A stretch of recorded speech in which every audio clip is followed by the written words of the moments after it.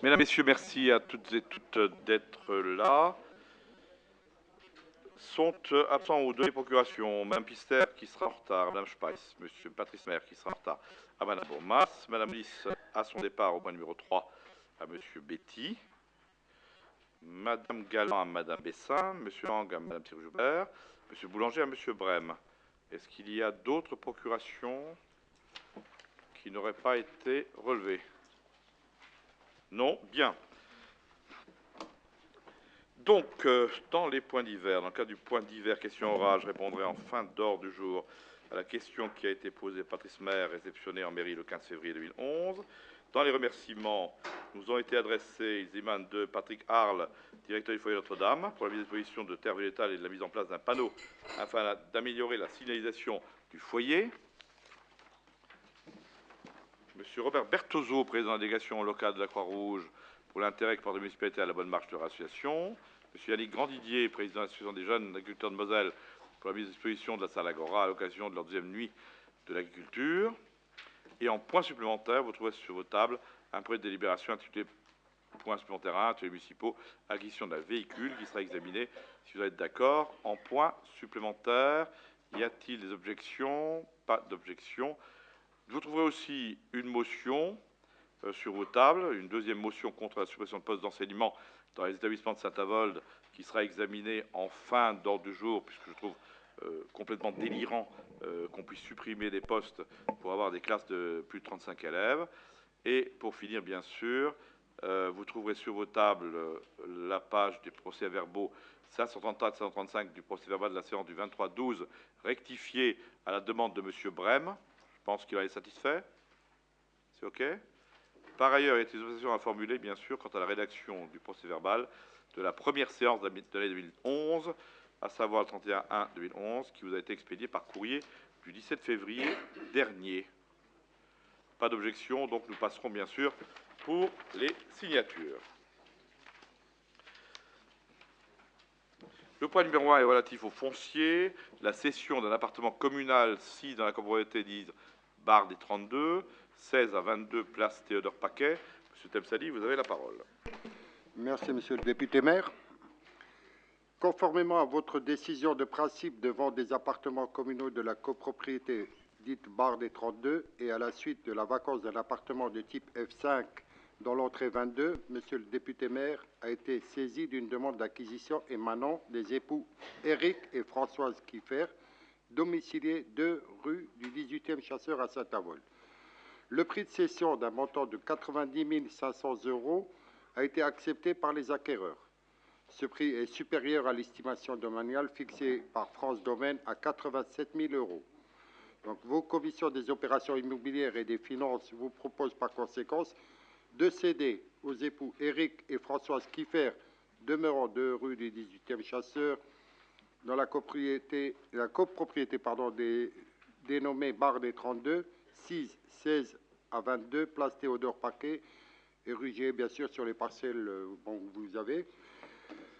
Les biens et droits immobiliers suivants, donc entrée 22, lot 82, au deuxième étage, un appartement de type F5 composé d'une entrée, d'une cuisine, d'un séjour, d'une salle de bain, WC, dégagement des barras et d'une surface réelle de 91,5 m².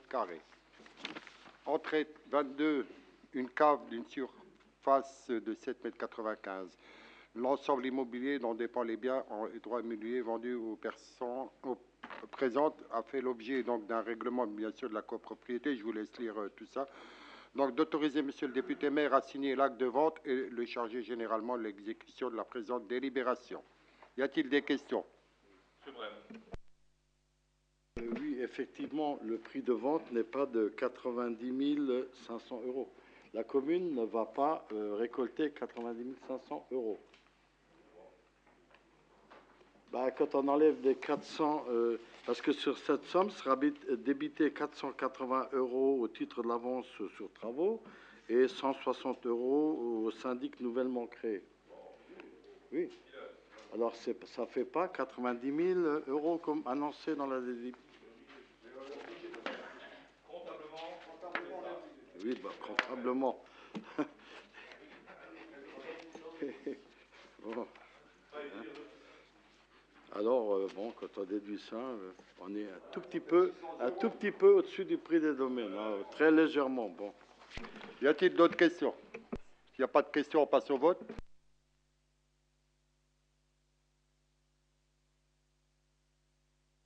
Concerne la cantine scolaire avec la fourniture de repas au CESAD. Monsieur Zimny, vous avez la parole. Merci, monsieur le maire. Donc effectivement, l'association CESAD en Vol-Lorraine a sollicité la ville de Saint-Avold pour la fourniture de repas pour les gamins dont elle s'occupe. Ça représente environ 11 à 13 repas par jour. Et voilà, on vous propose donc d'accéder à cette demande, sachant que le site de restauration sera les Colonnades et que le transport et la livraison sera assuré par l'association elle-même. La commission, après en avoir délibéré, avait proposé que le tarif appliqué soit celui qui est appliqué aux enfants de Saint-Avold, à savoir 2,40 € le repas. Donc on vous propose d'approuver le principe de fourniture de ces repas et évidemment d'autoriser le député maire à signer la convention qui est en pièces jointes. Y a-t-il des questions sur ce point ? Oui, je voulais savoir qui est responsable en cas, par exemple, d'intoxication alimentaire ou non-respect de nous. la chaîne du froid ou du chaud. C'est nous. Alors, ça, le fournisseur. C'est nous, comme d'ailleurs les endroits qu'on fournit, hein, puisqu'on fournit depuis quelque temps aussi finalement les petite enfance, etc. Donc tout ça, c'est bien vérifié. Quelle était la question qui était importante? C'est de se dire, ouais, est-ce que finalement on était encore capable? Parce que vous savez très bien que sur nos 2 cantines scolaires, elles sont pleines comme un œuf et qu'on a bien du mal encore. Il va falloir réfléchir maintenant, hein, puisque les gens aujourd'hui qui veulent finalement un peu avoir un niveau de vie et faire les choses et travailler tous à deux, donc quelque part les cantines, tout le monde veut inscrire tout le monde. Et il n'y a pas un jour où on n'est pas saisi de quelqu'un qui veut. Or, je vous rappelle qu'on a la cantine centre aéré, qu'on a rajouté finalement celle en face des Colonnades, et qu'on se posait la question. Alors, heureusement qu'ils ne sont pas très nombreux au CESAD, ce qui nous permet encore de fournir quelques repas, puisqu'il faut quand même finalement faire le transport, etc. Madame Bombas souhaitait intervenir. Oui, je tenais à dire que en tout cas, en ce qui concerne la liaison chaude, Mme Tironi-Joubert, vous posiez la question, la liaison chaude ne nous concernera pas dans la mesure où ce sont eux qui viennent avec leur véhicule et leur thermopore récupérer les repas. Par contre, en ce qui concerne effectivement les cantines scolaires, on a le droit à 30% on va dire, du nombre de repas cuisinés en exportation. On peut aller jusqu'à 30%. Donc ça va. Hein, de toute façon, ils sont que 10 ou 11. Et d'autre part, qu'on a même été obligé de jouer. Donc comme quoi le personnel est quand même très volontaire de ce côté-là. C'est-à-dire que sur les semaines où les enfants ne mangent pas tous les jours, on intègre sur les journées où il y a un élève en moins, on reprend enfin voilà, on essaye de jongler, mais on est vraiment au taquet de nos possibilités. Oui, parce que je me posais aussi cette question du personnel. Est-ce qu'on peut assumer cette charge supplémentaire? Jusqu'où on va pouvoir aller? Parce que je sais qu'à un certain moment, ils sont quand même... On a le droit à 30%. Alors, à Auderfans, c'est la liaison avec la maison de la petite enfance. Donc là, on est à 40 repas quand même, pas pratique. Enfin, repas, on ne sont pas des petits. Hein. Mais c'est vrai qu'on peut aller jusqu'à 30%. Pardon. Donc, il faut se dire quasiment qu'on est au taquet quasiment partout. Et que là, si finalement CESAD ne venait pas chercher lui-même, on n'aurait pas pu faire. Voilà. Alors se posera le problème lorsque finalement la maison pour autistes va donc se terminer. Là, il faudra regarder parce qu'il faudra trouver des choses supplémentaires. Y a-t-il d'autres demandes de précision ou des questions? Alors, on passe au vote. Qui s'y oppose? Qui s'abstient? Merci. Merci, M. Zimny. Nous passons au point numéro 3 qui concerne une bourse initiative jeune. Madame Audice, vous avez la parole. Merci, Monsieur le maire. Dans le cadre de sa politique en faveur de la jeunesse, un nouveau dossier est proposé, à savoir celui du Trimbur Mathieu, qui fait une poursuite d'études et qui demande à la faire à Fayetteville. C'est un jeune étudiant qui rentre en dernière année du cursus ingénieur binational franco-allemand et il souhaiterait parfaire son anglais et en profiter pour intégrer une entreprise à Fayetteville. Voilà, donc la participation Énergis a été votée au dernier conseil d'administration qu'à la hauteur de 500 € et on vous propose de mettre la même participation ville pour ce dossier. Y a-t-il des questions? Qui est contre? Pardon. Il est en quelle année? En dernière année d'ingénieur Et son projet professionnel, ce serait d'intégrer donc une entreprise à Fayetteville. C'est ça, Ok. américaine, puisque actuellement, il pratique le français et l'allemand à l'École nationale supérieure des mines à Nancy, et en partenariat avec la Hochschule de Mannheim. Et donc, il veut parfaire maintenant son stage, son anglais, par le biais d'un stage aux États-Unis. Voilà. Plus d'autres questions? Qui est contre? Qui s'abstient? Merci. Merci. Le point numéro 4 concerne une convention de mise à disposition des données numériques géoréférencées avec ERDF. Monsieur Steuer, vous avez étudié ça par cœur, vous allez nous en parler. Merci, Monsieur le maire. Donc, les modalités d'échange pour la mise à disposition des données numériques géoréférencées relatives à la représentation à moyenne échelle des ouvrages électriques et réseaux électriques nécessitent une convention bipartie entre la ville et ERDF. ERDF effectuera une mise à jour annuelle des données d'ouvrage des réseaux HTA ainsi que sa représentation cartographique. Les dispositions de cette convention sont valables pendant une durée d'1 an et renouvelables par tacite reconduction. Après avis favorable de vos commissions des travaux, votre Assemblée est appelée ce jour donc à signer la convention bipartie avec ERDF, à signer tout document à venir ayant trait à la mise à disposition des données numériques géoréférencées. Y a-t-il des questions? Pas de questions, on passe au... Madame Tironi-Joubert.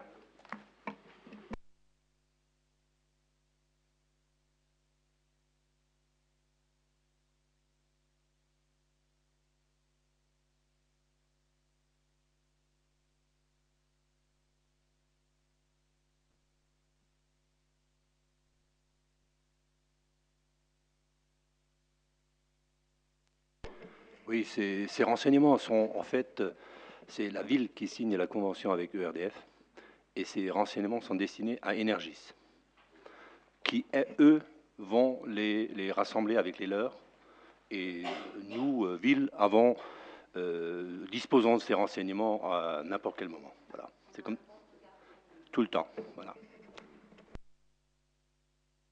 D'autres questions? On va passer au vote. Qui est contre? Qui s'abstient?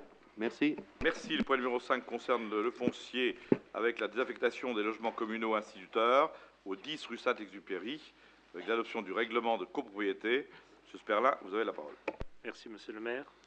La commune dispose d'un immeuble dit bloc des instituteurs, composé de 4 logements au 10 rue Saint-Exupéry à Saint-Avold, avec cave et garage. Alors, ces logements affectés au départ aux instituteurs ont été mis à disposition de particuliers au fur et à mesure du départ des 10 instituteurs. L'entretien devenant coûteux, il a été envisagé de le mettre en vente. Au préalable, une demande de désaffection a été acceptée par le rectorat et Madame la sous-préfète de Forbach. Par conséquent, vos commissions des opérations immobilières et des finances vous proposent de désaffecter avec effet immédiat les 4 logements communaux de l'immeuble, dit bloc des instituteurs, d'accepter le principe de leur cession qui sera soumise à l'homologation de votre Assemblée lors d'une séance ultérieure, d'adopter le règlement de copropriété de l'immeuble en question dont le document est consultable au service foncier de la mairie, et enfin d'autoriser Monsieur le député maire à signer le dit règlement, ainsi que tout document nécessaire à la mise en copropriété de cet immeuble. Y a-t-il des questions? Je voulais savoir si vous aviez l'intention de vendre l'ensemble du bâtiment à un seul acquéreur Non, ou si non. ça sera par lot. Priorité sera donnée à l'occupant. Priorité sera donnée ensuite finalement aux gens qui sont des gens communaux, donc de chez nous. Et puis ensuite on verra. Mais enfin, ça partira sans doute par lot. Voilà. On a un concierge qui y est actuellement. On n'a pas de on a un concierge dedans, oui. Ah, c'est pas Monsieur Lazzeri? Un concierge, oui. On a les dedans, oui. D'accord. Moi, je suis un peu étonnée que vous disiez que ce soit des logements qui soient vétustes et coûteux à entretenir parce qu'ils avaient été bien refaits, quoi. Non, non. Ce qui est clair quand on dit coûteux à entretenir, on est clair, c'est que finalement, le fait de les remettre en état ou de les remettre en conformité coûterait bien trop cher. Voilà.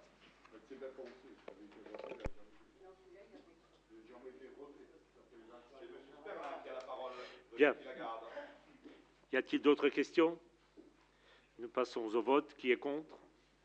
Qui s'abstient? Une abstention. Donc, Merci, M. Perlin. Point numéro 6 concerne le renouvellement des représentants du conseil municipal au conseil d'administration de l'association Arc-en-Ciel et au comité de gestion de l'association Arc-en-Ciel. Alors, puisque finalement tout le monde a bien travaillé, donc je vous proposerai pour le conseil d'administration Mme Pister et Mme Becker, et pour le conseil de gestion Mme Annelise Dachstein, Irène Gorgol et Véronique Bourmas, si elles en sont d'accord. Maintenant, s'il y a d'autres candidats, nous pouvons voter. Madame Joubert, je vous en prie. Oui, nous, on aurait aimé être consultés et avoir la possibilité d'intégrer des personnes dans le CA et dans le comité de gestion. Donc, comme ça n'a pas été fait et que nous votons. Voilà, si c'est possible. Donc nous votons, nous, on va présenter une liste. Donc je fais une interruption de séance de 5 minutes. Monsieur Melcher prépare les bulletins. Voilà, ben, je vous remercie. Parce ensuite, qu'on représente quand même 46% de l'électorat naborien, donc on aurait aimé aussi être représenté. Joubert, vous me donnerez le nom de votre candidat et de vos candidats. Alors dans ce cas, moi-même, monsieur... Attendez. Pendant l'interruption de séance, vous donnez le nom du candidat à M. Melcher, comme ça il prépare les choses. Voilà. Donc, interruption de séance, le temps de mettre en place les bulletins. Voilà.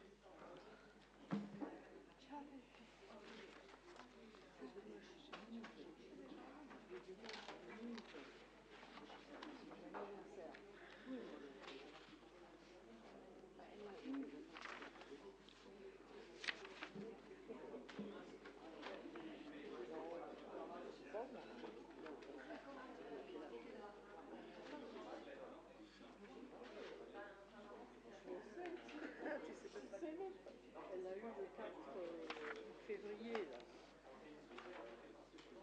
Oui, elle devait aller à la Comic-Con. Ça fait longtemps qu'on a organisé ça. C'est quel point? On est au point 6.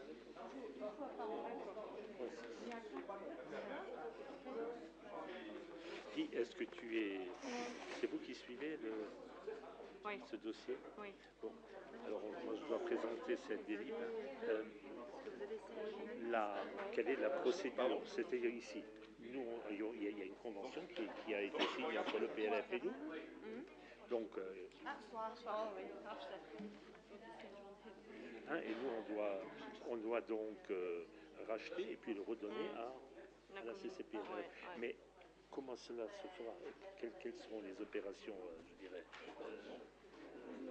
notariales? Est-ce que nous, on doit payer et ensuite on se fait rembourser, ou bien est-ce que dans le même acte de vente? Il y a une vente, c'est une rétrocession, c'est deux ventes. C'est deux ventes, donc il faudra débourser la somme, ou bien on ne peut pas dire que le dernier, ça ne peut pas figurer dans le même acte. Non, ce sont bien deux actes. C'est pas possible. Non. C'est-à-dire qu'il y a un acte de vente qui sera signé avec le PLF et le PLF, on verse les 117 000 €, et puis on fait, ça peut même se faire le même jour pratiquement, si théoriquement bien on passe un acte de vente avec la CCPN, on rétrocède à la CCPN qui nous le rachète au même prix. Ou bien... Mais il faut d'abord acheter. Oui. Comme ça tu apprends. Tu dois acheter. Qu'est-ce qu'il faut mettre là?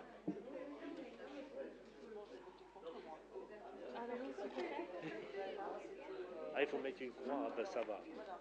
C'est même des illettrés peuvent voter. Je te vire, moi.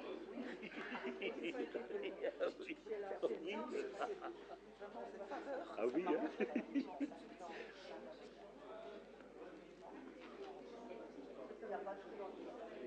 faut que ça soit anonyme. Ah oui, c'est ce qu'on veut qui vote. Oui, c'est vrai. C'est pour ça que j'étais étonnée de ne pas être contactée. Nous, on n'a pas de vote, ce cher Saint-Avold. Ouais, oui, c'est pour ça que j'ai pas été contactée. En tout cas, nous, on achète.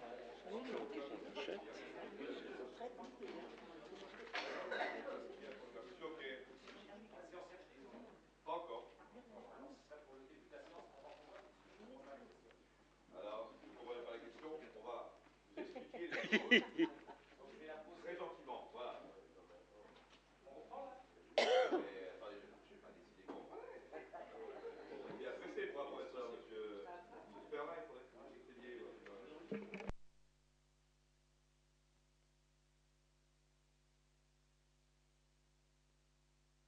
Ce que je veux savoir, c'est que si les gens qui ont les procurations ont bien le nombre de bulletins correspondants, tout le monde. Bien, nous reprenons donc la séance avec une explication que je donnerai à M. Hoquet, en disant bien évidemment, on a fait la proposition qui est la mienne, celle que je vous propose, qui est donc au conseil d'administration, Madame Gabrielle Becker, Pister, ouais, et puis Josiane Becker, au comité de gestion, Annelise Dahlstein, Irène Gorgol et Véronique Bourmas. Et Madame Thierry Joubert m'a transmis la proposition du groupe Un avenir pour Saint-Avold, qui serait au conseil d'administration Mme Thierry Joubert et M. Brem, au comité de gestion Mme Galland, M. Boulanger et Mme Bessin. Voilà, donc vous n'avez juste à marquer une croix dans l'un ou dans l'autre. Monsieur Hoquet. Oui, ce que je voulais savoir, c'était tout simplement si la proposition était de rajouter quelqu'un de l'opposition à la liste ou de remplacer une liste complète, la majorité, par une liste complète de l'opposition. On est bien clair. Ce qui n'est pas du tout la même chose. C'est bien cela. C'est de dire finalement, il nous en faut 2 au conseil d'administration et 3 au comité de gestion. Donc voilà, donc vous avez faire un choix. Parce que si on avait été dans la représentation de ce qui a été voté au moment des municipales, il y a une fraction de la population, il y a quand même 46% des personnes qui attendent qu'on les représente. Pour l'instant, voilà. Vous êtes le reflet de ces 46%. Donc on aurait pu dire, voilà, on demande à une personne de l'opposition si elle souhaite être dans le CA ou dans le comité de gestion. C'est ça la démocratie. J'ai demandé, Mme Thierry-Joubert, quelque part, si ma position est de reconduire ceux qui ont travaillé jusque-là et qui ont bien fait leur travail, je l'ai dit en commençant. Voilà. Bien, donc nous passons bien sûr au vote et puis chacun en son âme et conscience. Voilà.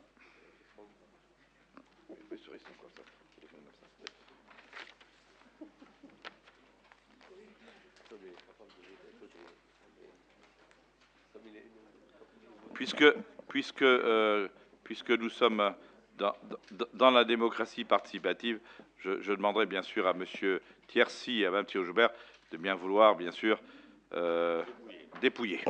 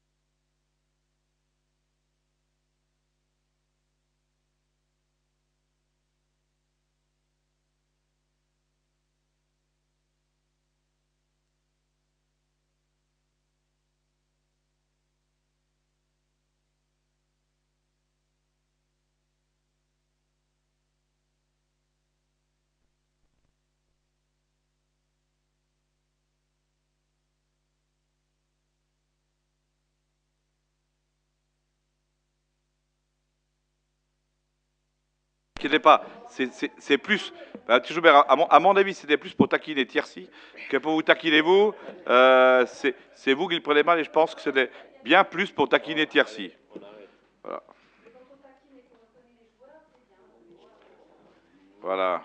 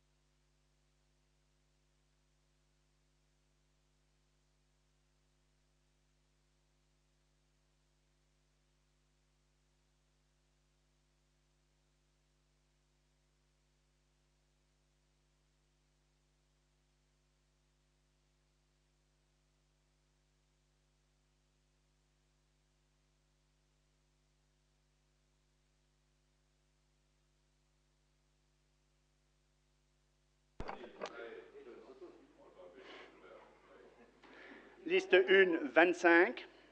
Liste 2, 6, 1 blanc. À vous toutes et à tous. Le point numéro 7 concerne l'octroi de la garantie communale pour un emprunt de 115 000 € 028 à réaliser, 115 028 € à réaliser par HLM Logis Est. Monsieur Futuling, vous avez la parole. Oui, merci, monsieur le député maire. Donc, il s'agit de l'octroi de garantie communale, donc comme on le pratique couramment. Je lis juste l'introduction. Par lettre du 3 février 2011, la société d'HLM Logis Est sollicite la garantie communale à concurrence de 50% d'un emprunt de 215 028 € destiné à financer la réhabilitation de 127 logements 30 à 56 rue de la Carrière, 44 et 54 résidence Vert-Coteau, en complément de la délibération du 23 octobre 2009. Votre commission des finances, qui a étudié le dossier en date du 16 février 2011, a émis un avis favorable à cette demande et vous propose de délibérer comme suit. Donc, vu la demande formulée par la société d'HLM Logis Est tendant à obtenir la garantie communale pour la réalisation d'un emprunt destiné à financer donc la réhabilitation des 127 logements, vu les articles L 2252.1 et L 2252.2 du Code général des collectivités territoriales, vu l'article 2298 du Code civil, vu le contrat de prêt à prendre entre Logis Est et la Caisse de dépôt et de consignation. Donc je ne vais pas vous lire le reste, vous avez dû le lire. Donc le conseil municipal s'engage pendant toute la durée du prêt à libérer en cas de besoin les ressources suffisantes pour couvrir les charges de l'emprunt. Et l'article 5, le conseil municipal autorise monsieur le député maire à intervenir à ce contrat de prêt. Question? Pas de question. Qui est-ce qui est contre? Qui est-ce qui s'abstient? Je vous remercie. Merci finalement pour le coup de main et la garantie donnée à l'OGS. Alors vous avez vu, ils font des efforts importants, je dirais, en termes de réhabilitation.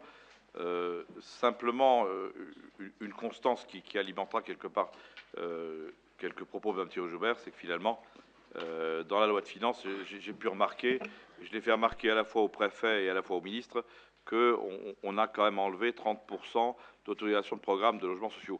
Ce qui finalement pour nous, en termes d'emploi et finalement pour le suivi à la fois de nos entreprises sous-traitantes, n'est pas forcément une excellente nouvelle. Voilà, le point numéro 8 concerne bien sûr la régie municipale Énergis, avec la désignation des membres du conseil d'administration. Donc, comme pour la halte garderie, je souhaite donc reconduire les personnes qui y étaient, à savoir M. Zimny, M. Chambil, qui représente le conseil municipal, donc M. Zimny, M. Chambil, M. Patrice Maire, M. Gilbert Betty, M. Tlemceni et moi-même. Dans les personnalités désignées pour leurs compétences, M. Magagnin, M. Herbette, M. Privochek, M. Varis et M. Adam. Y a-t-il d'autres candidats, Mme Thierry-Joubert ou M. Brem? Non, je voudrais juste intervenir sur le fait, comme nous l'avions dit, bon, ben, ça va vous heurter une fois de plus, c'est aucun représentant de l'opposition au sein du conseil d'administration. Concernant les représentants du conseil municipal, aucun. Chaque fois, à chaque renouvellement, on est intervenu, mais bon, vous appliquez la démocratie à la sauce Sarkozy. Alors franchement, non, mais franchement, non, mais c'est un aveu, non, mais je constate que c'est un aveu de faiblesse de votre part. C'est un aveu de faiblesse. Dans d'autres municipalités, ils ont intégré, dans d'autres municipalités, malgré que ce n'était pas une obligation, ils ont intégré des membres de l'opposition, et puis je pense que ça se passe très bien. Le fait de refuser, c'est un aveu de Reconnaissez-le. Mais attends, Tlemceni, tais-toi, parce que franchement... Monsieur Tlemceni, alors ce qui est clair, Monsieur Brem, c'est pas quelque chose qui est une faiblesse. C'est que finalement, il n'y a pas d'obligation. Deux, vous comprenez bien que les compétences étant finalement de ce côté-là, je préfère finalement que les gens,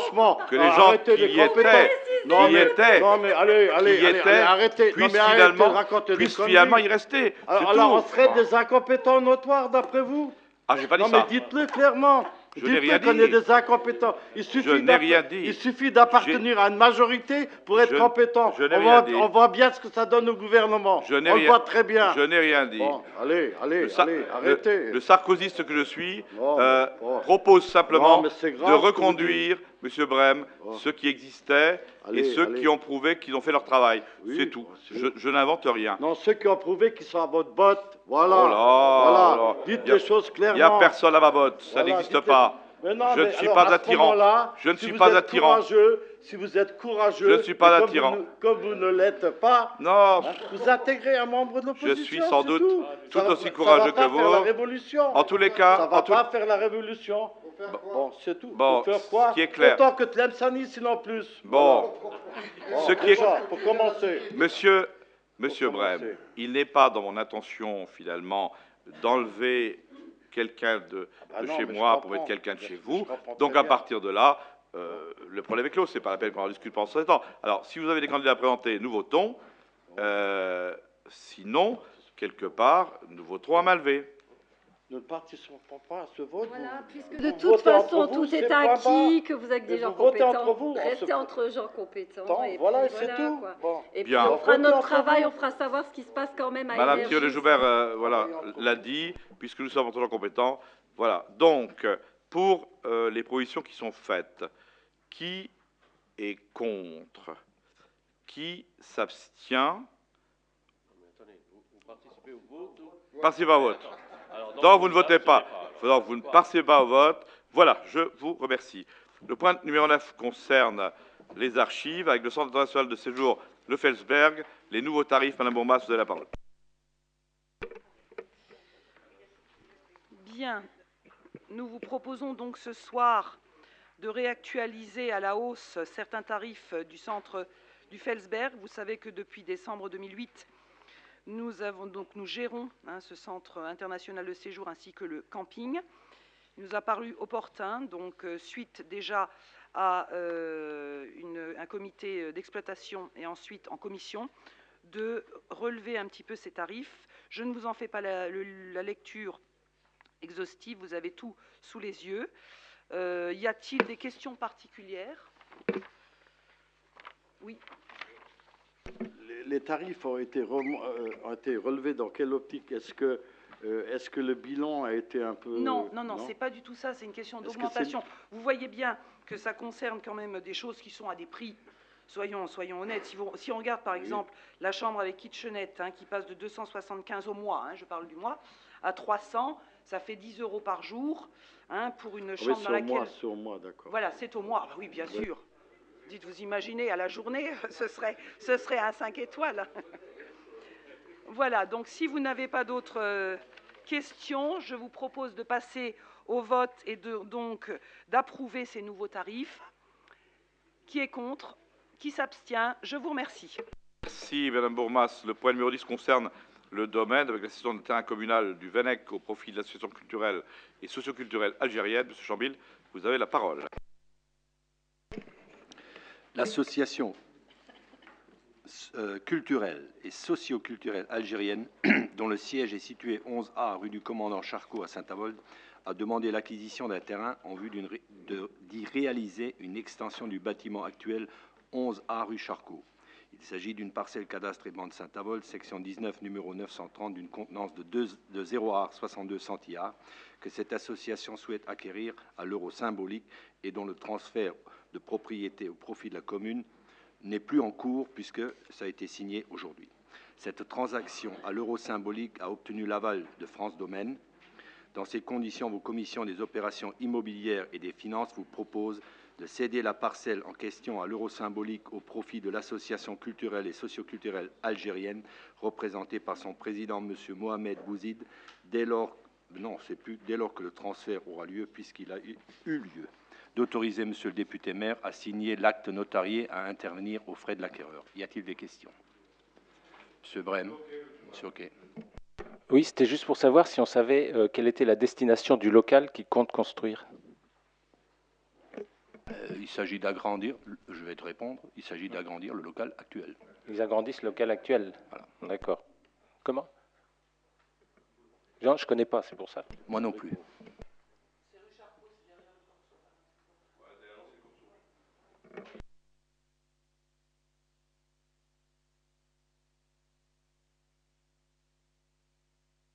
M. Brem.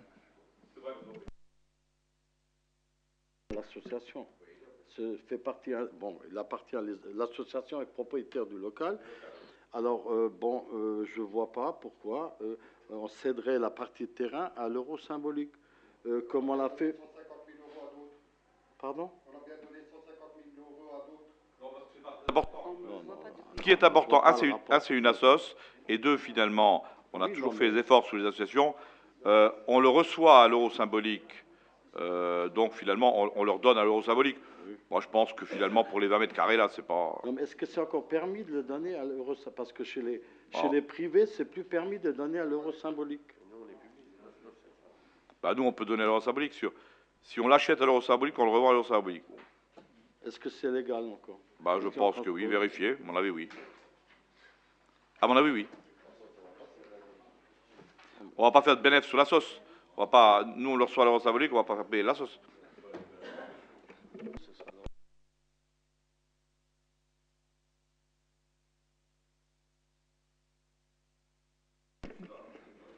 Bah écoutez, on vérifiera. Hein, si nous... Le notaire vérifiera, il ne fera pas n'importe quoi non plus. Hein. J'ai une autre question. Vous disiez que la signature de l'acte, elle a été déjà faite aujourd'hui? Oui, il faut bien être clair. Je veux dire, au moment où ça a été fait, il y a 15 jours ou 3 semaines, cette délibération, l'acte n'était pas signé. Il manquait la signature de la SA Sainte-Barbe. Cette signature est intervenue aujourd'hui. Voilà. Non, parce que après, on est mis devant le fait accompli, quoi. Finalement, on doit accepter. Non, attendez. La signature du transfert de la SA Sainte-Barbe vers la ville a été actée aujourd'hui. Ok? On n'a pas, Monsieur le maire, on n'a rien signé encore avec. Okay. Non. On est bien d'accord, hein.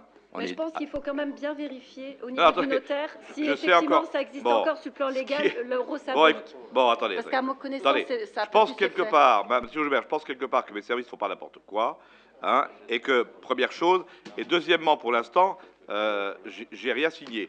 Donc, je ne signe pas avant les délibérations. J'ai demandé spécifiquement à mes services que ça n'arrive plus, puisque c'est arrivé une fois, donc que ça n'arrive plus, et c'est fait. Hein, on fait attention, donc il n'y a pas de raison.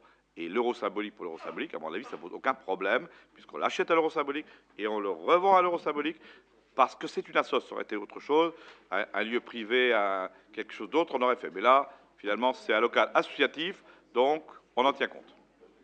Non, je précise bien qu'il n'y a pas de signature du transfert vers l'association. Il n'y a rien qui est signé de ce côté-là. Voilà, on passe au vote. Qui est contre? Qui s'abstient? Merci. Merci. Le point numéro 11 concerne le lancement d'une procédure de délégation de service public concernant la gestion du stationnement payant de la ville. Je vous en ai parlé lors du dernier conseil. Monsieur Chambil, vous avez la parole. Vu le Code général des collectivités territoriales et les décrets du 24 mars 1993 et 1er mars 1995, considérant que le stationnement payant de la ville est actuellement géré en régie directe, que la ville a fait l'acquisition de 150 places de stationnement dans le parc de stationnement La Poste, que la délégation de ce service public par voie d'affermage permettrait à la ville de Saint-Avold de s'appuyer sur les compétences techniques et les moyens d'un professionnel qui assurera l'exploitation du service à ses risques et périls et développera une démarche commerciale tout en lui permettant de conserver le contrôle de la gestion et de l'exploitation, il vous est proposé d'autoriser Monsieur le député maire à engager et à conduire une procédure de mise en concurrence relative à la délégation du service public du stationnement payant de la ville, conformément aux articles du Code général des collectivités territoriales et au décret cité précédemment. D'autoriser Monsieur le député maire à s'adjoindre les services de maître Cabane dans le cadre du conseil juridique. Y a-t-il des questions? Monsieur Joubert et ensuite Monsieur Brem. Alors là, sur la question-là, moi, je vous mets un 0 pointé, parce qu'en matière de politique du stationnement, vous avez fait n'importe quoi depuis des années. Ben, dans la mesure où, en fait, vous avez... Non, mais si vous affirmez des choses, je ne peux pas vous dire n'importe quoi, parce que dire 0 pointé, c'est sympa, mais finalement, quelque part... Je vais vous expliquer pourquoi. Moi, je suis quelqu'un, finalement, d'ouvert. Donc, quelque part, je veux bien vous écouter, mais encore faut-il, quelque part, que vous étayiez ce que vous dites, de façon à ce que je puisse, bien évidemment, vous répondre. Je vais étayer mes propos. Pour finalement essayer de faire fonctionner ce parking qui a derrière la Poste, qui coûte plus de 5 millions d'euros, pour laquelle vous avez engagé la communauté pour 20 ans, si ce n'est plus, vous allez devoir rendre payants des stationnements qui, jusqu'à présent, l'étaient, mais pas forcément, puisqu'il y avait une tolérance qui passait. Pour rendre la ville attractive, à certains moments, les verbalisations n'avaient pas lieu.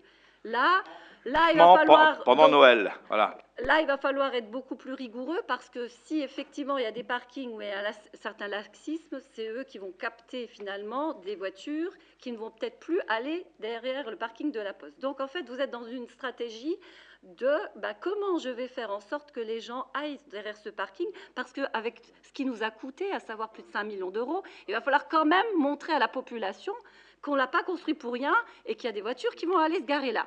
Donc finalement, il va y avoir une politique de rigueur, de sanctions, mais pour pas que ce soit les policiers municipaux qui aient le mauvais rôle et que finalement ce soit auprès du député maire qu'on vienne pleurer, parce qu'on sait comment font les Naboriens. Quand ils sont verbalisés, après ils viennent vous voir et ils disent « Regarde, le méchant policier municipal, il m'a mis un PV ». Et puis vous dites « Bon allez, va, pour cette fois-ci. Hein, voilà. » Bon, on sait comment vous faites et comment vous pratiquez. Hein. Donc là, vous dites, on va confier à une boîte privée, on va confier à une entreprise privée. Non, mais je donne des exemples. Vous m'avez dit d'étayer, je donne des exemples. J'étaye. Il faut que vous sachiez de quoi vous parlez. Voilà. Donc je vais vous répondre. Je décris la réalité actuelle. Voilà. Vous dites, bon, maintenant, on va mettre ça en gestion. Comme ça sera une boîte privée qui va finalement surveiller tous les parkings. Alors, ma question, c'est est-ce qu'il va rester quand même 1 ou 2 parkings gratuits dans cette ville? Parce qu'il y a quand même des commerçants qui n'habitent pas forcément Saint-A, qui viennent de villes limitrophes, qui n'ont pas forcément envie de payer des journées entières pour laisser leur voiture sur Saint-A, déjà. Hein. Il y a des personnes... Voilà, moi, je demande. Et mon autre question, elle est que comment finalement... quel rôle vous allez donner aux policiers municipaux? Est-ce qu'ils vont être gérés par la boîte privée? Et quelque part, est-ce que vous pensez faire des économies sur des postes d'agents municipaux qui sont là pour faire la police. Bon. Comment vous voyez les choses? Parce Bon, qu'en fait, c'est mieux. Alors, c'est mieux. Et autre question, Ah. je voulais savoir pourquoi cette délibération n'a pas fait l'objet d'une étude en commission occupation du domaine communal. Parce que cette commission-là n'a pas été consultée. Je trouve quand même que c'est un petit peu cavalier de confier des délibres et des projets aux commissions celles qui finalement vous plaisent comme ça, même si ce n'est pas forcément leur compétence initiale. C'est pas comme ça. Non, bah alors je expliquez-moi. fais encore pas ce que je veux. Voilà. Alors, Mathieu Joubert, ce qui est clair. Alors, le zéro pointé, je ne l'admets pas. Et ce qui est clair aujourd'hui, on l'a dit quelque part que c'était finalement par rapport à la technicité, je crois que c'est vrai. Premièrement, on a hérité d'un parking qui n'est pas le parking commun, puisque finalement, c'est un parking qui nécessite finalement des barrières, une cogestion avec d'autres, etc. Donc les choses sont plus complexes. C'est pour cette raison, quelque part, qu'on souhaite donner une délégation de service public à des gens qui ont beaucoup plus l'habitude, finalement, de gérer des parkings de ce type-là. Aussi longtemps que c'est que les eurodateurs, c'est plus facile. Dès l'instant où on fait intervenir des barrières, une surveillance, etc., c'est quelque chose qui techniquement mérite qu'on s'attache à des professionnels. Deuxièmement, le problème des policiers municipaux. Alors, les policiers municipaux ne sont pas faits, Mathieu Joubert, pour simplement mettre des PV. Nous n'avons qu'un seul agent qui est actuellement un ASVP, donc qui n'est pas un policier municipal. Ce qui est bien clair, c'est que les policiers municipaux seront bien sûr astreints à bien autre chose. Et quand on discute du renforcement de la sécurité, notamment dans nos quartiers, croyez-moi, les policiers municipaux aujourd'hui, en plus des sorties d'école, ont un rôle très important en matière de sécurité, et notamment dans les quartiers. Alors, bien évidemment, vous me direz, il y a ceux qui font leur travail et ceux qui le font moins bien. Je suis d'accord avec vous, ceux qu'on voit toujours et ceux qui se cachent dans la voiture. Je suis encore d'accord. Ceci étant, quelque part, ils seront mobilisés sur le front de la sécurité dans les quartiers.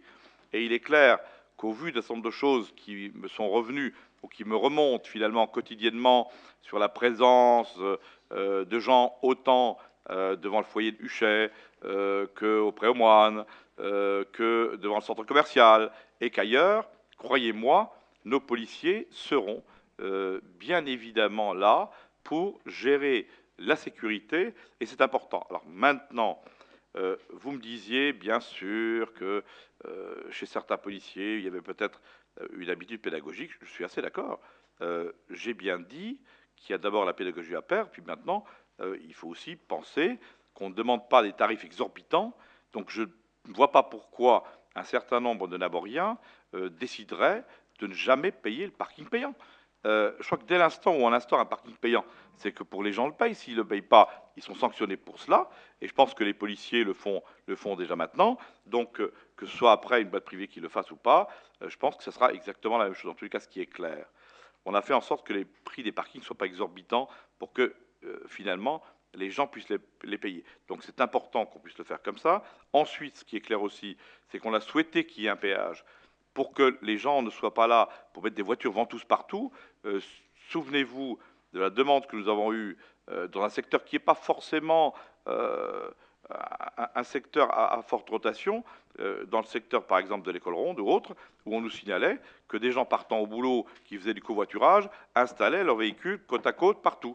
Donc c'est pour cette raison qu'on a mis finalement des stationnements payants avec 2 zones qui existent. Donc il est clair, 1, qu'on demandera la technicité supplémentaire pour ce parking. 2, les policiers municipaux, croyez-moi, ils auront de plus en plus de travail sur le terrain, puisque quelque part, j'ai cru lire à un moment donné que vous souhaitiez une présence de l'humain et que finalement, vous faisiez aussi l'apologie finalement de la présence de l'humain. Donc je veux, et je l'ai dit, de la présence humaine dans l'ensemble des quartiers, des policiers en état finalement de travailler et de faire en sorte d'être là quand il le faut et comme il le faut. Voilà pourquoi nous souhaitons faire cet appel d'offres qui finalement est tout à fait légal et nous apportera bien évidemment des gens qui savent faire en matière de parking, puisque que je ne sache, il n'y a pas de commune qui gère directement des parkings finalement à étage comme nous avons construit derrière la Poste. Et sur la finalité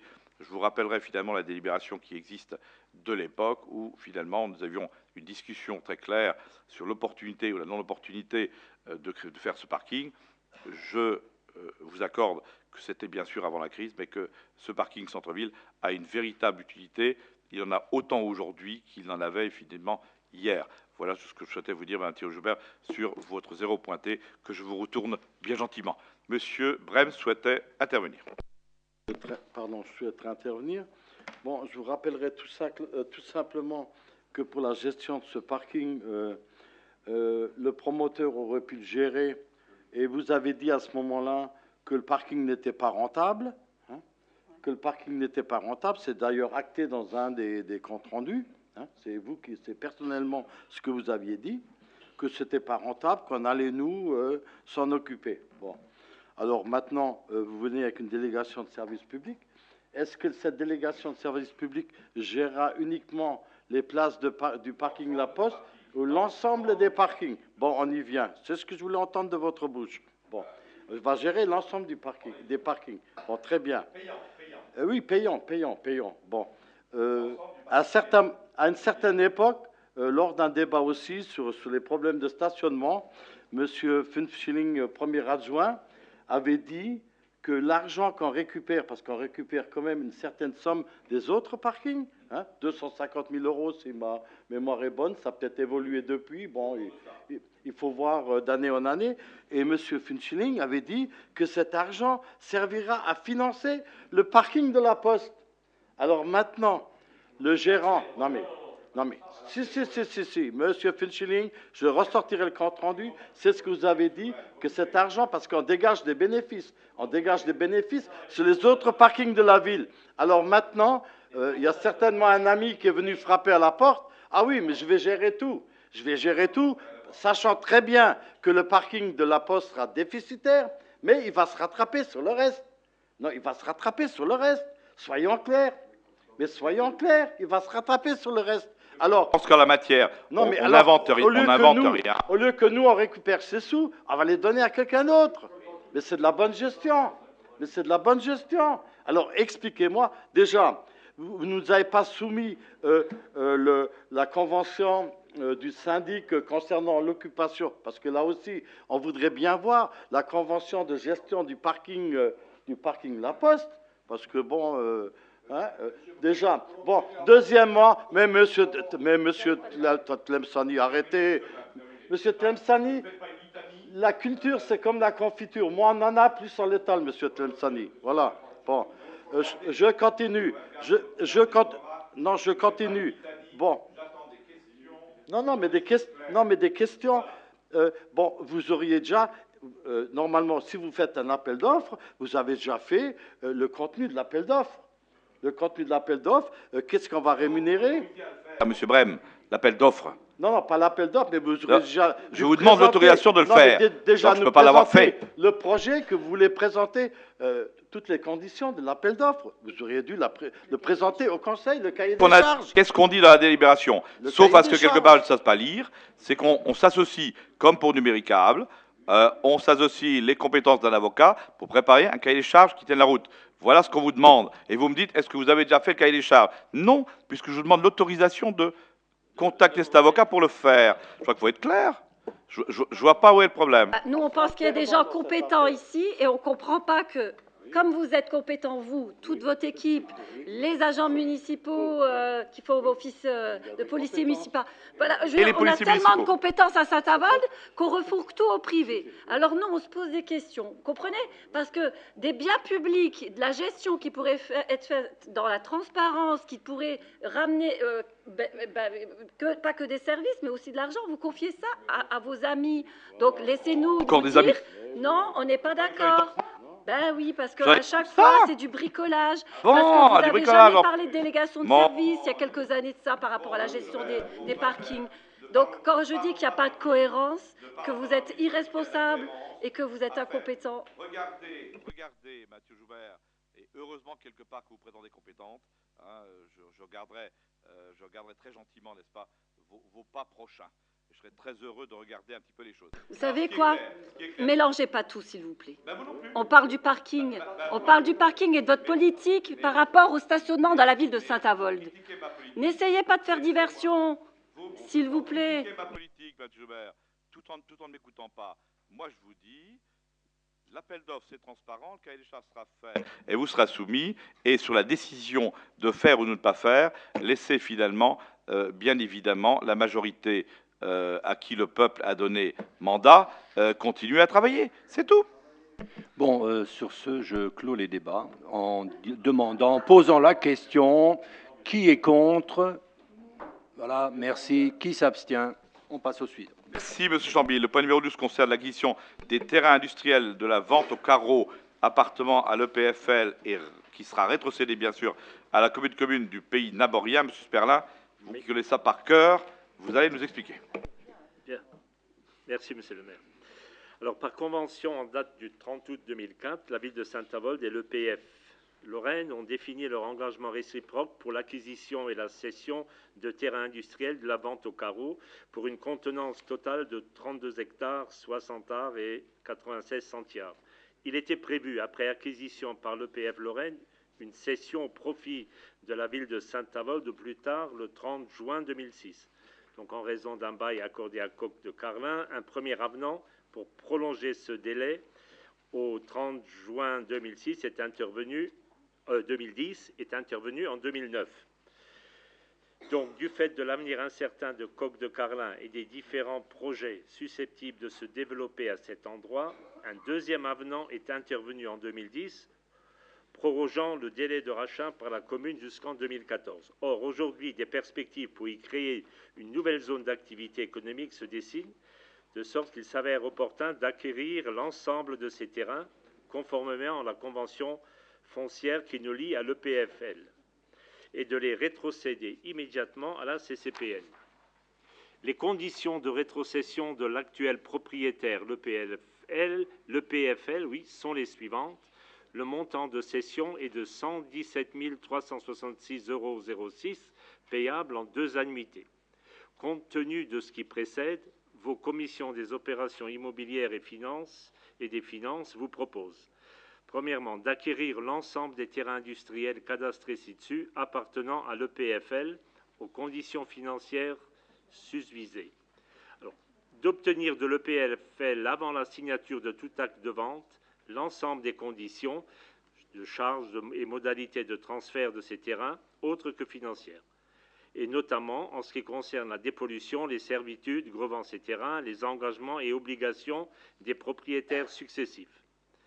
Afin que les conditions, charges et modalités puissent être reprises dans l'acte de vente au moment du transfert de propriété entre l'EPFL et la commune de Saint-Avold, ainsi que dans l'acte de rétrocession par la commune de Saint-Avold au profit de la CCPN. Donc, de charger Monsieur le député maire de mener à bien la transaction à intervenir avec l'EPFL au mieux des intérêts et de la commune et de la CCPN. De l'autoriser à signer les actes de cession et rétrocession à intervenir aux frais des acquéreurs et enfin d'inscrire les crédits nécessaires à cette opération au budget primitif 2011. Y a-t-il des questions? Bien, s'il n'y a pas de questions, nous passons au vote. Qui est contre?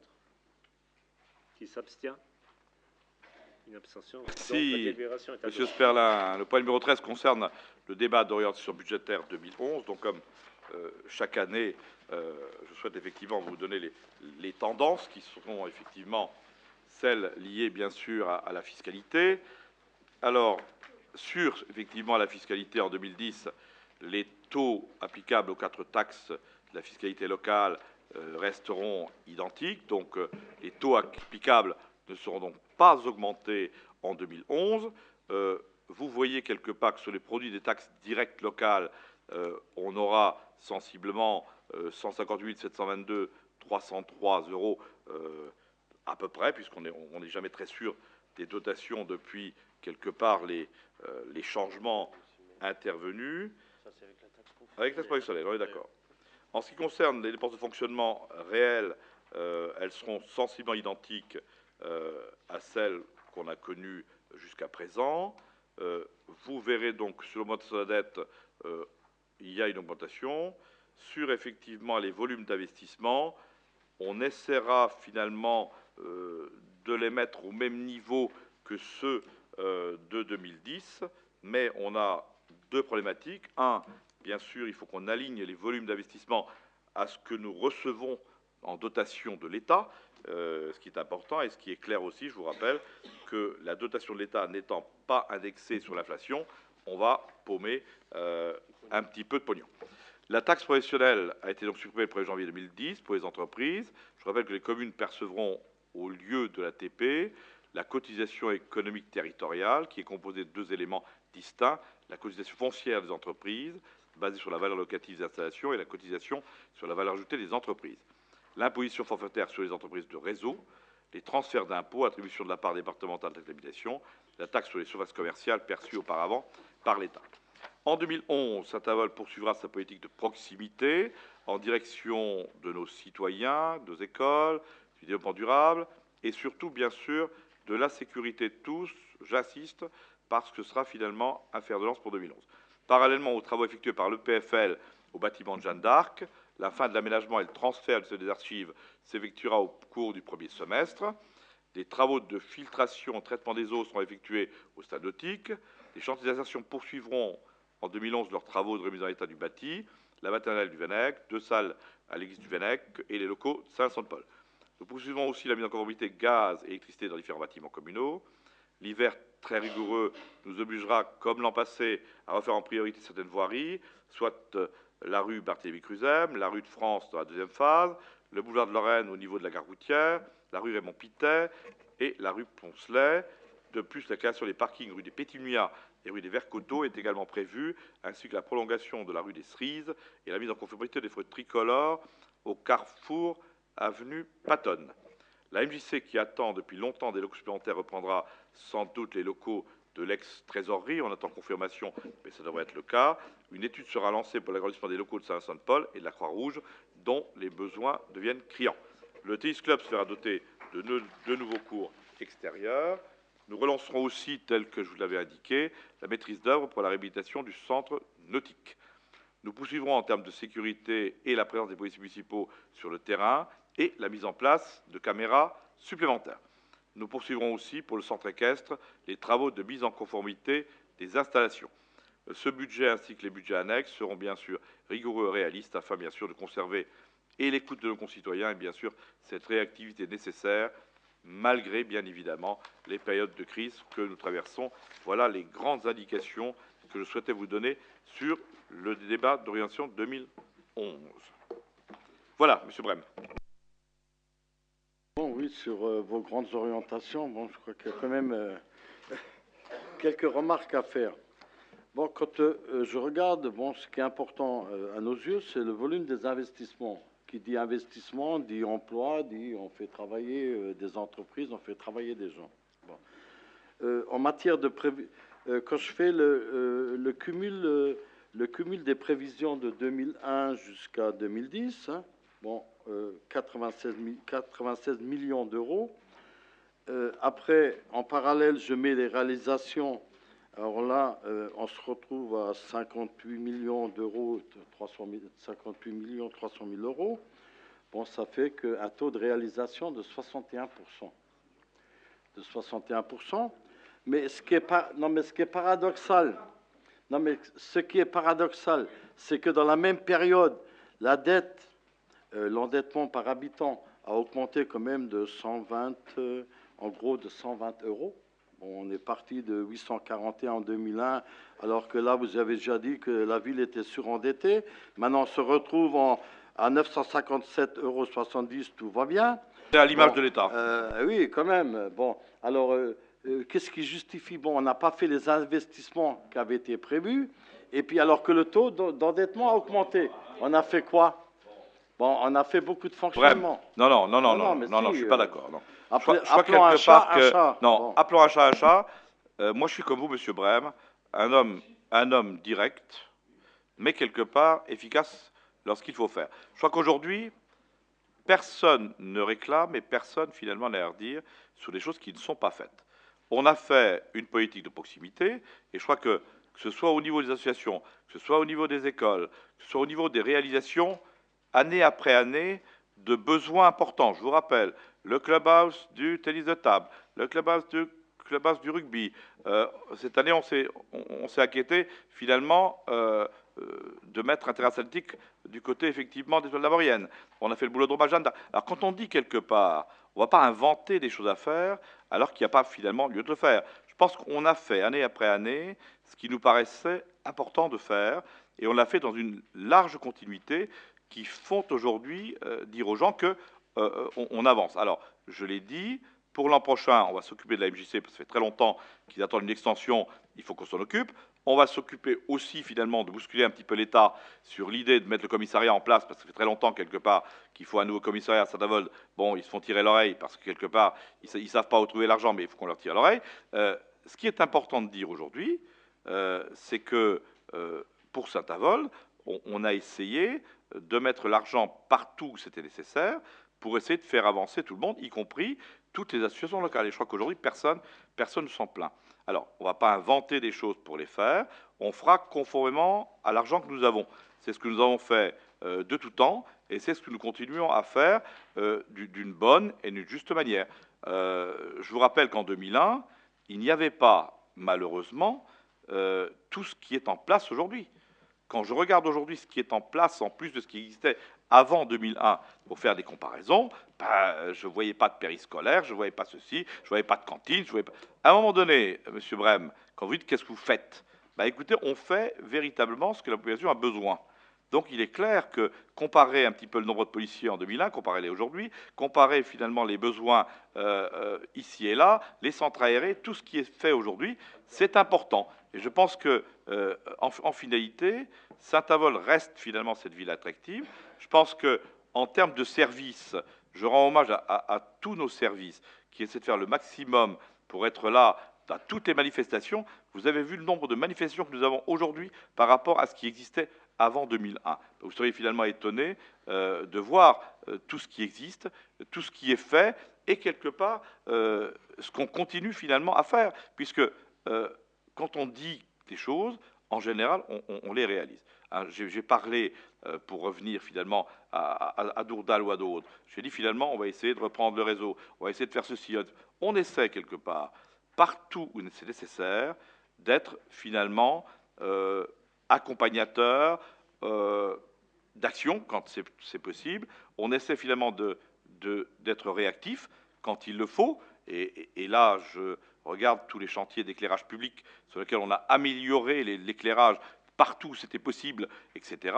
Je pense qu'on travaille bien, dans le bon sens, mais on ne va pas finalement tout faire d'une année sur l'autre. En tous les cas, cette année, on fera avec finalement l'argent que l'État nous donnera. Si les dotations diminueront bien évidemment d'autant notre action finalement dans ce domaine, puisque je ne veux pas, quelque part, M. Brem, sacrifier des services, parce que les services pour nous sont importants. Je disais quelque part qu'on explose sous la demande des cantines. Je vous signale qu'en 2001, il n'y avait pas non plus de maison de la petite enfance, il y avait un certain nombre de choses qui n'existaient pas, et je crois quelque part qu'il nous appartient aujourd'hui non seulement de faire en sorte que nous n'augmentions pas les impôts, et je pense que quelque part c'est important, mais surtout quelque part de donner et de faire en sorte que nous puissions donner à notre population les services qu'elle attend, et il est clair qu'elle est très demandeuse de services. Nathalie Joubert. Moi, je pense que vous êtes vraiment la copie conforme de M. Nicolas Sarkozy, parce que quelque part, vous mettez c'est trop d'honneur, c'est trop d'honneur. Je sais pas, on ne doit pas avoir les mêmes choses. C'est trop d'honneur. On ne doit pas porter le même regard sur les choses, parce qu'en fait, vous prenez un tas de services qui fonctionnent bien. Moi, ce que je vois, c'est qu'il manque, il manque des personnes compétentes à la tête des services. Et ce que je vois, c'est qu'il y a une flotte automobile qui est utilisée un petit peu n'importe comment, avec des personnels qui utilisent des véhicules même dans leur vie privée, qui quelque part des fois se facturent encore des frais kilométriques alors qu'ils utilisent des voitures de la ville. Ce que je vois, c'est qu'il y a même des accidents qui peuvent avoir lieu alors que la personne n'est pas forcément en astreinte. Ce que tout le monde voit, c'est qu'il y a des abus, s'il y a des gabégies, qu'au niveau des services, c'est tout et n'importe quoi, que finalement, ça fonctionne très très mal, que les frais de fonctionnement dans la communication, ne serait-ce que la fameuse écomobilité, la Marianne d'Or, tout le monde sait très bien que c'est une gare routière qui a été déguisée, quoi, que c'est du vent. Vous avez fait poser des gens et tout le monde se dit, mais franchement, même la Fusibi, elle est prête à vous donner les crocs rouillés, parce qu'en fait, en matière de déplacement, il n'y a pas vraiment d'études et de logique dans ce que vous faites. On a des giratoires accidentogènes, on a des zones 30 qui s'arrêtent on ne sait pas où. Monsieur Tlemceni, mais on n'habite pas dans la même ville. Madame Tironi-Joubert, vous n'êtes pas objective. Non, mais vous n'êtes pas objective. Je crois que vous essayez d'habiller, vous cherchez finalement le poil à gratter. C'est votre rôle d'opposition. J'ai le poil à gratter. Mais nous ne sommes pas, si vous voulez, Madame Tironi-Joubert, nous ne sommes pas dans une ville avec un poil à gratter. Nous sommes dans une ville qui a des besoins et que nous essayons finalement, auxquels nous essayons de coller pour que ça... Alors, comment vous y répondez? Mais alors, qu'est-ce qui manque à Saint-Avold, Mathieu Joubert, dites-moi, que certains nous envient qu'on a chez nous, et vous dites, ah bah oui, il y a des voitures, des trucs. Moi, ce que je vous dis simplement, c'est que nous avons une ville attractive qui fonctionne bien. Alors, vous me dites, oui, ça ne fonctionne pas. Alors, M. Tlemceni disait fort justement que nous avons un bus toutes les demi-heures pour aller à la gare, nous avons ceci, nous avons cela. Allez chercher à créer un bus pour les personnes âgées, on fait de l'animation pour les personnes dans les maisons de retraite, on fait tout un tas de choses. Tout un tas de choses que nous faisons aujourd'hui qui n'existent pas. Madame Joubert, qui ne... Écoutez bien, vous avez votre avis là-dessus, les concitoyens ont leur avis aussi. Nous n'avons pas le même avis et ne l'auront pas, vous êtes dans l'opposition et moi dans la majorité. Il est normal qu'il y ait des divergences d'opinion. Ce que je dis simplement, c'est que nous avons, nous, majorité, une écoute toute particulière finalement vers les concitoyens sur le règlement d'un certain nombre de problèmes. Et je vous citerai un dernier exemple qui est clair. C'est, souvenez-vous, en 2001, le Faubourg, regardez aujourd'hui. Regardez un certain nombre de choses sur les quartiers. Regardez, ouvrez simplement vos yeux et vos oreilles, pas simplement sur le poil à gratter, mais sur l'intervention, sur la réactivité, sur le déneigement, sur l'ensemble des actions de nos adjoints et de nos conseillers municipaux sur un certain nombre de choses. Vous seriez étonnés quelque part de leur engagement, mais puisque vous ne les voyez pas, vous ne souhaitez pas les voir, et vous ne souhaitez que voir, parce que ça vous interpelle et ça vous intéresse, le poil à gratter, donc voilà, donc vous confirmez et vous confondez finalement être une citoyenne et finalement quelque part un inspecteur des impôts ou autre. Je crois quelque part que c'est ça le problème. C'est mon argent que vous gérez, vous comprenez, je paye des impôts. Et pas le mien, et pas le mien. Ouais. Non, mais, il n'y a que vous qui payez les impôts, heureusement. Et nous, on n'en paye pas. Et nous, on n'en paye pas. Si faire de la communication, payer des cadeaux et rincer tout le monde, c'est ça l'usage que vous pensez faire de votre argent, des impôts, c'est bien. Mais moi, c'est pas ça. Moi, j'ai pas la même politique que vous en matière de gestion des deniers publics. Moi, les deniers publics, je les mais bien sûr qu'on rase gratis parce qu'on ne sait pas faire. Donc c'est normal.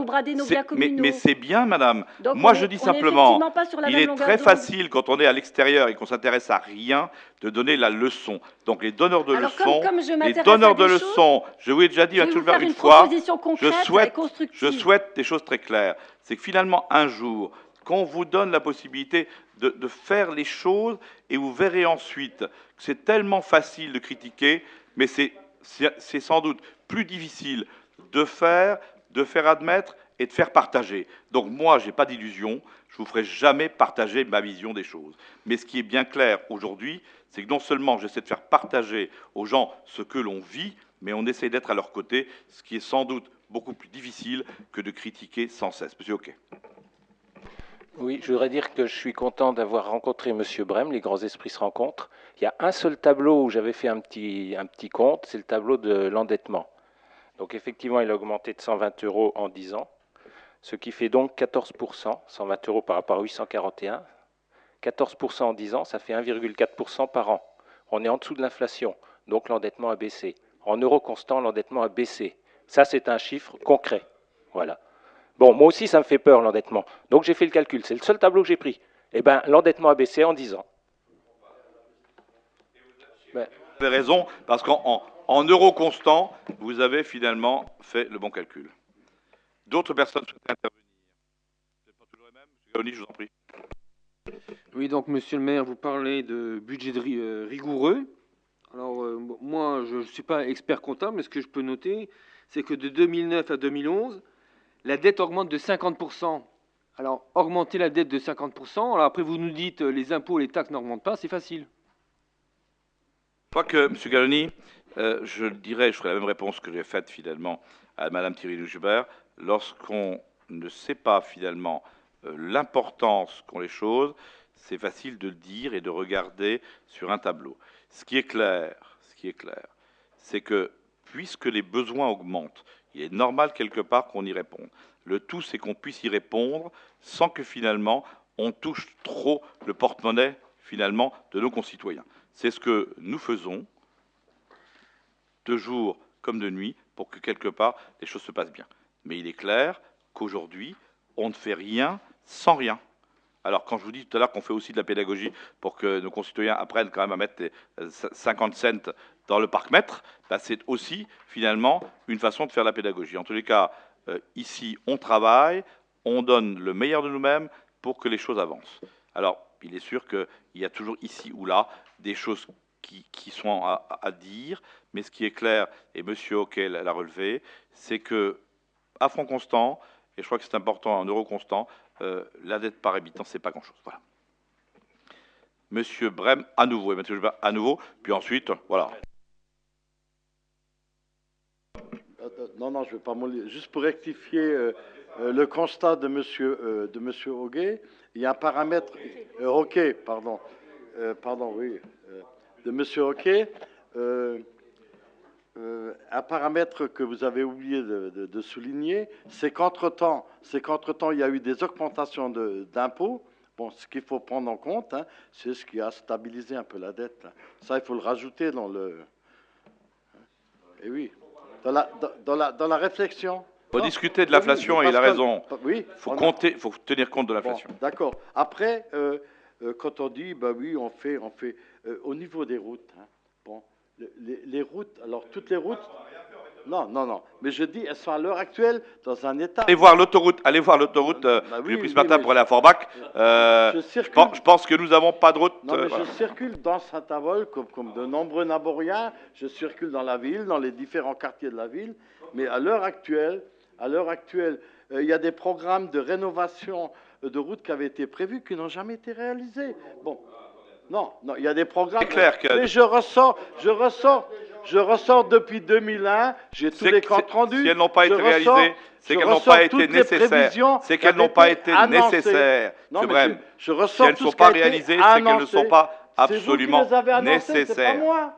C'est vous qui les avez annoncées, elles n'ont pas été réalisées. Ouais, parce que là, je voudrais bien savoir... Si elles n'ont pas été réalisées, c'est qu'elles n'étaient pas spécifiquement nécessaires, ni urgentes, ni urgentes. Non, il n'y a pas on d'urgence. Prévoit... Ah non, il n'y a aucune urgence. Bon, je veux bien. Par rapport aux autres villes. Allez donc vous promener un peu ailleurs. Vous verrez un peu le comparatif. Mais bien sûr, M. Brem, je critique. Je n'ai jamais vu... Ou très rarement, monsieur, parce que quelque part, je trouve que 2011, vous ne m'avez pas encore donné une seule critique constructive. Habituellement, dans vos remarques, il y a de la pertinence et du constructif. Oui. Depuis 2011, c'est la deuxième séance aujourd'hui, je n'ai encore pas eu de votre bouche une seule parole constructive. Je détruis, je casse, je ne propose rien. Voilà. Non. Mais là, quand nous cite le montant, quelle est la somme prévue pour 2011 en matière d'investissement? Parce que là, vous avez fait un but... Non, 2010, pas 2011. J'ai dit quelque part des choses claires, si vous m'écoutez. Il n'y a rien. Attendez. Vous faites des investissements à minima, parce que l'année prochaine, il y a des élections, et vous ne voulez pas augmenter les impôts. Monsieur Brem, moi je ne suis pas quelqu'un qui regarde effectivement sur les sondages électoraux. Voilà, j'ai d'autres préoccupations que de regarder les sondages électoraux. Ce que j'ai dit et que je répète là, c'est que nous essaierons finalement de nous rapprocher de ce qui s'est fait en 2010 en fonction finalement des dotations qui sont perçues de l'État. Je l'ai dit et c'est clair. Ça veut dire quelque part que nous aurons sensiblement la même chose que l'année dernière. Tendance. Mais non. Tendance. Mais non. Si elle veut bien. Tu auras tout pour le budget. T'inquiète donc pas. On ne votera pas le budget sans toi. Bon. Même si on est brillant. Le budget, tu auras des chiffres. Ouais. Mathieu Joubert, je vous en prie. Vous terminez sur une note quand même positive. Hein. Je vais vous faire une proposition. Oh, Moi, ce que j'aimerais simplement, c'est mieux. En matière d'extension de la MJC, hein, comme vous le soulignez, vous dites que la MJC attend depuis longtemps des locaux supplémentaires et elle reprendra sans doute les locaux de l'ex-trésorerie. C'est vrai. Je suppose que là-bas, il va y avoir des cloisons à abattre pour faire des salles d'activité, parce que je suppose qu'il y avait beaucoup de bureaux assez cloisonnés de petite dimension. Oui. Moi, ce que j'aimerais bien, afin qu'on ne soit pas les seuls à financer ces travaux, c'est que finalement vous demandiez à un de vos services de se mettre en contact avec des cabinets qui sont mis à disposition gratuitement, tels que Lorraine Active ou le DLA, afin que justement on puisse se mettre autour d'une table. L'étude est déjà faite. Qu'on puisse se mettre autour d'une table pour voir quels sont les partenaires qui vont pouvoir cofinancer ces travaux, pour qu'on ne soit pas seulement nous, villes, à financer ça.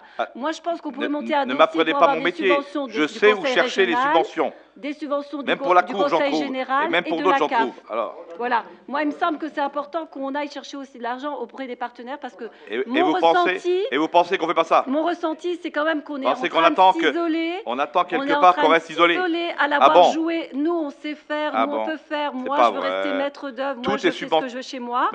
Et bien, on est en train de s'isoler et on est en train de perdre beaucoup de partenaires. Donc, moi, mon souci, c'est qu'on... Mon souci, comme la confiture. Moins on en sait, plus on étale. Non, vous dites qu'on ne propose jamais rien. Ben moi, voilà, c'est ce que je propose dans ce projet-là. Qu'on soit clair. Alors, sur la MJC, j'attends l'accord du président de la MJC, de son conseil d'administration. Ensuite, l'étude est déjà faite. On sait à peu près pour combien on en a à mettre en conformité à un certain nombre de choses. Il faut simplement qu'on soit sûr, effectivement, sur l'endroit. Et ensuite, jusqu'à présent, on a toujours su récupérer le plus de subventions possible partout où c'était possible et partout où on avait droit finalement de le prendre. Donc il est clair que ce que vous citez, Mathieu Joubert, c'est votre proposition, que j'ai bien noté, bien sûr. Et ce que je voudrais, c'est un accès pour les personnes qui sont justement en fauteuil roulant. Et vous pensez que Kigulski, et vous pensez que André Kigulski ne va pas y penser? Au niveau de la trésorerie, il n'y a pas d'ascenseur à mon avis. Hein, je veux dire, et il n'y a pas d'accès. Donc voilà, s'il y a des personnes qui vont ensuite faire des activités là, il faut penser à un équipement qui permette l'accès pour les personnes qui... Ne vous inquiétez pas. Tout ça c'est bien prévu. Hein, et croyez-moi, hein, on n'a pas attendu finalement sur vos remarques. En tous les cas, lorsque tout sera bien planifié, on vous donnera, Mathieu Joubert, le plan pour que vous puissiez aussi un petit peu apprendre les choses. Voilà. Monsieur Kigulski, je vous en prie. Juste un mot, Madame Thierry-Joubert, j'ai vu dans le journal que vous voulez que tout ce qui est plan handicap ne vous convient pas apparemment. Faudra que vous m'aidiez parce que vous avez interprété et je pense que j'interprète très mal, moi je ne sais pas lire non plus.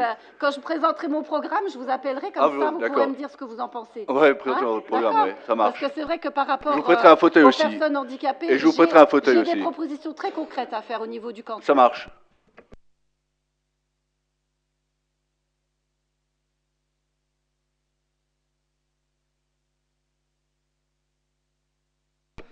Nous passons aux différentes motions. La première a trait, bien sûr, je vous ferai grâce effectivement de la lecture. Il y a un point supplémentaire, ouais, je prendrai donc après la motion. Allez, on va faire les motions parce qu'elles sont là, je prends le principe après. Motion contre l'augmentation des tarifs de péage de la Salève. Vous savez quelque part que Saint-Avold a été finalement un peu plus ciblé que les autres, puisque dans l'augmentation moyenne sur l'ensemble du réseau, on voit 1,9 pour l'ensemble du réseau et 2,5 pour Saint-Avold, ce qui est inadmissible. Donc je voudrais finalement vous faire partager cette anomalie que j'entends bien faire remonter parce que ce n'est pas tout à fait normal. Donc je voudrais bien sûr que vous m'accompagniez dans cette motion contre l'augmentation des tarifs du péage de la SANEF. Y a-t-il des remarques particulières? S'il n'y a pas de remarques, qui est contre? Qui s'abstient? Je vous en remercie. Ensuite, bien sûr, une autre motion qui me semble plus importante, celle-là, parce que c'est de la motion contre la suppression des postes d'enseignement dans les établissements de Saint-Avold. Lorsqu'on regarde, et je vous ferai grâce effectivement de la lecture, lorsqu'on regarde quelque part que pour 52 élèves de moins en Poncelet, on va supprimer entre 15 et 19 postes, je crois que c'est purement et simplement quelque part un gâchis phénoménal en matière de formation, quand on sait finalement l'importance de ce lycée Poncelet, ce qu'il apporte avec la Vibac, etc. Je crois qu'on veut essayer de supprimer l'italien, on veut supprimer ceci, on veut supprimer cela. Je crois qu'aujourd'hui, c'est important. Lorsque je vois quelque part qu'il y a aussi au lycée technique, là, c'est encore plus incompréhensible, puisqu'on veut enlever 5 postes, alors qu'on a des élèves en plus. Donc ça, c'est quelque chose qui est à mon sens inadmissible. Et lorsqu'on regarde, y compris finalement sur la carrière, où on veut enlever ce professeur d'italien, et à La Fontaine, où on enlève 20 heures, on vient d'inaugurer le collège, sympathiquement, pour dire que c'est le meilleur, c'est l'un des collèges qui, au niveau de l'académie, a les meilleurs résultats, et là encore, là qu'on enlève encore pour 2 élèves en moins, encore 20 heures d'enseignement, etc. Donc je crois que si c'est pour arriver à 35 élèves, qui sera un seuil intolérable pour une formation de qualité, je crois que on connaît notre secteur. On sait quelque part qu'en termes de chômage, on n'est déjà pas mauvais. Et que quelque part, on déborde déjà les statistiques nationales.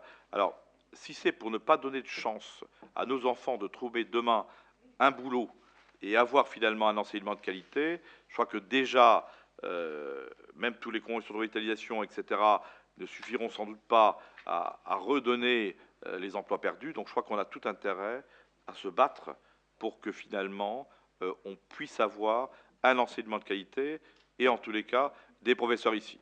En tous les cas, je l'ai dit l'autre jour au syndicat, je demanderai, y compris une manif s'il le faut, parce que je pense que maintenant, il y en a marre de toujours faire payer à la fois la Mosellès, Saint-Avold, etc. Et je crois que la double peine partout, ça commence à bien faire. Donc voilà le type de motion que je souhaitais finalement vous dire, en insistant sur ma détermination quant finalement à cette façon de trancher dans les postes, sans finalement regarder la finalité qui est quand même d'apporter à nos enfants la meilleure formation possible. Madame Joubert, je vous en prie. Ce qui m'étonne, c'est quand même que vous ne soyez pas au courant de ces suppressions. Vous êtes quand même dans la majorité qui orchestre cette casse du service public, y compris à l'éducation nationale. Quand vous êtes à l'Assemblée nationale à Paris, vous discutez avec ces ministres qui finalement, eux, orchestrent tout ça. Je ne comprends pas que vous jouiez l'élu de proximité qui est étonné, alors que quand vous êtes à Paris, vous discutez avec ceux qui justement votent pour la suppression des postes et pour la casse du service public, y compris à l'éducation nationale.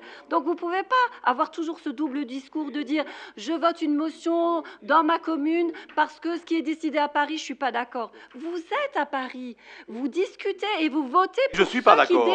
Je suis à Paris et je ne suis pas d'accord. Alors voilà. Changez de majorité, restez pas je à suis pas d'accord. Vous ne pouvez pas être un député UMP qui vote pour contre justement des retraites.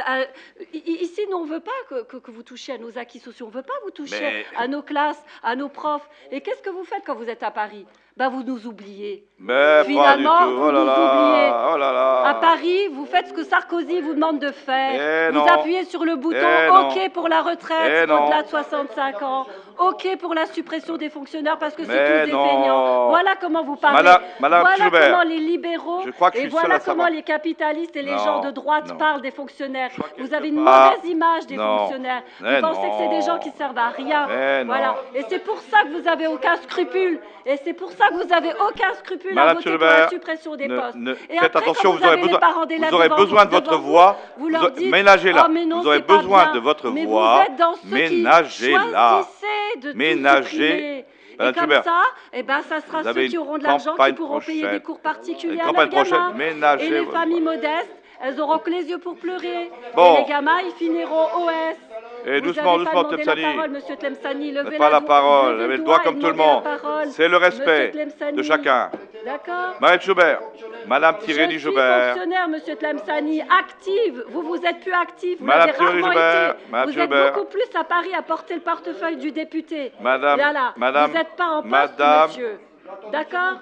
Non, non, mais monsieur, mélangez pas tout et Madame vous prenez pas comme un exemple parce que vous êtes un contre-exemple. Madame Tironi-Joubert, je vous explique ce que fait finalement le député à Paris.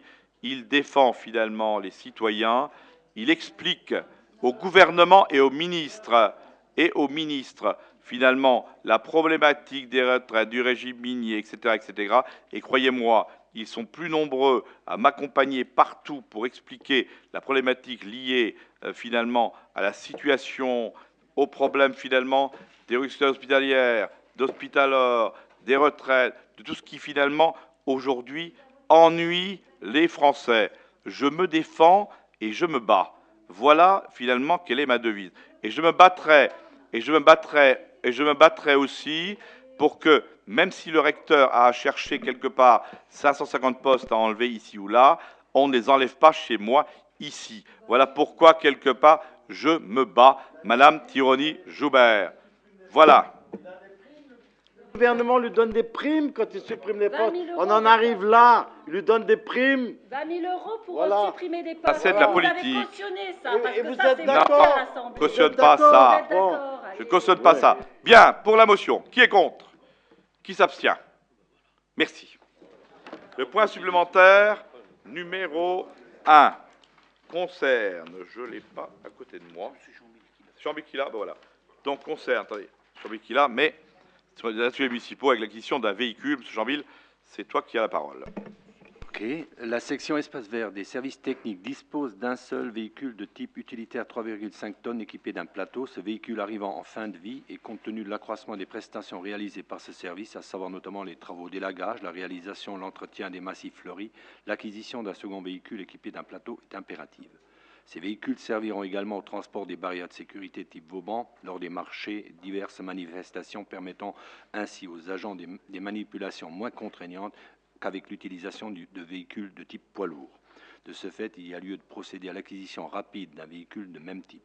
Compte tenu de ce qui précède, votre Assemblée est appelée ce jour à inscrire la somme de 36 200 € au budget prévisionnel 2011 au crédit du compte indiqué. Voilà. Y a-t-il des questions? Fin de conseil, que ça n'a pas été annoncé à l'ordre du jour. C'est un point supplémentaire. Non, mais bon, pourquoi on met des points supplémentaires comme ça? On ne peut pas anticiper? On ne peut pas le mettre en point normal?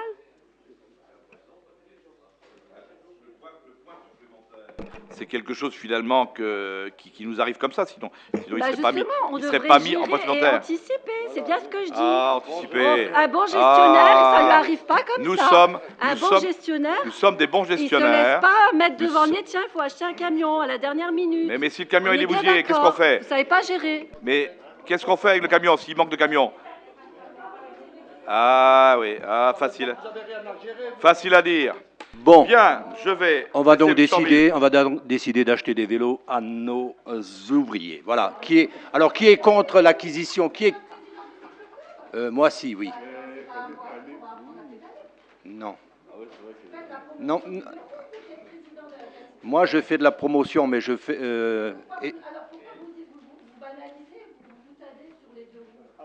Moi, je suis fier, mais il y en a d'autres. Attendez. Non, je réglerai mes comptes, vous en faites pas. Allez, on vote pour ce véhicule. Qui est contre? Merci. Et qui s'abstient? Merci. Merci Jean-Michel. Je réponds à la question que m'a posée le 15 février M. Patrice Maire. Alors, Monsieur le député, il est souvent reproché à l'opérateur actuel, donc ça concerne donc Numéricable, me semble-t-il. Il est souvent reproché à l'opérateur actuel un manque de proximité impactant la qualité de son service ainsi qu'une mauvaise approche à travers son SAV. Comment la commune envisage-t-elle d'améliorer ce service? Voici la réponse, Monsieur le maire. En termes de service et de proximité, la commune sera très vigilante dans le cadre de l'examen des offres, puisque vous savez qu'on est en appel d'offres. En effet, dans les critères de sélection de l'entreprise, l'examen des offres se portera sur le service apporté au client, ainsi que sur l'organisation de son service après-vente. Il faut noter également qu'au niveau de ce nouveau réseau, la technique employée, donc la fibre optique, devrait réduire fortement les risques de panne, car sur le réseau ne substituera plus d'appareillage, il y aura donc plus d'amplificateurs. Toutefois, nous serons vigilants pour les SAV des appareillages mis à la disposition des clients. À ce titre, il n'est pas exclu qu'un partenariat soit établi entre Energis et le futur opérateur pour coordonner le service local. Energis pourrait être l'interlocuteur local privilégié des Naboriens en tant que conseil, fournisseur de services et petit dépannage. J'ai missionné Energis pour qu'elle mène à bien cette mission et qu'elle m'apporte cette alternative locale sous une forme qui reste encore à définir. Je vous précise simplement que Energis, dans ses statuts, a bien finalement comme compétence la télédistribution. Néanmoins, en termes de déploiement de réseau, je tenais à préciser que dès l'origine du projet, la régie n'a pas exclu de ce projet, elle n'est pas exclue. Elle est d'ailleurs intégrée et partenaire depuis l'origine de cette démarche. Tout au long de l'opération, elle suivra l'étude et la conception et la réalisation des travaux, quel que soit l'opérateur choisi dans le cadre de l'appel d'offres. En effet, Energis a, comme je le répète, la délégation par la commune pour l'assistance à maîtrise d'ouvrage. Voilà la réponse que je souhaitais vous donner, Monsieur le maire, à votre question. Voilà. Mesdames, Messieurs, un grand merci à vous toutes et tous, et encore une bonne soirée.